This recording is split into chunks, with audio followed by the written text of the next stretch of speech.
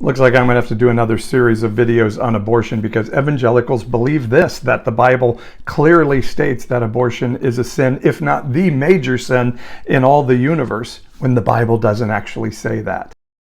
Let me do a series on the verses that Christians cobble together to make their theology of abortion, and let me show you why they're anything but clear when it comes to the idea of life beginning at conception. Let's start with Psalm 139, a beautiful poem about the value of who we are to the divine God as human beings. And Christians will point to this idea that you knitted me together in my mother's womb as proof that life begins at conception. But they then neglect to tell you that the poem, not a theological construct, but a poem, goes on to say, my frame was not hidden from you when I was being made in the secret place, intricately woven in the depths of the earth.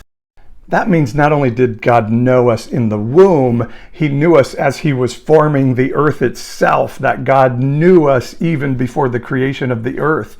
But that doesn't make the use of contraceptive into murder, does it? But by the idea of the evangelical view of abortion, it would.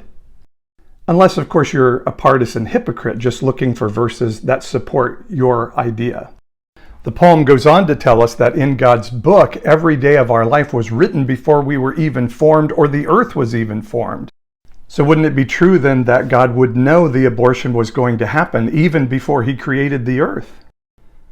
Listen, God's not pro-abortion, and neither is any human being out there.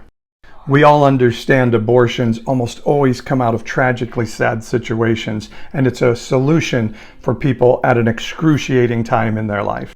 And if the issue really is about life and not just a partisan political issue or a power grab, there are a number of ways that we can help with the issue of abortion that Christians actually oppose.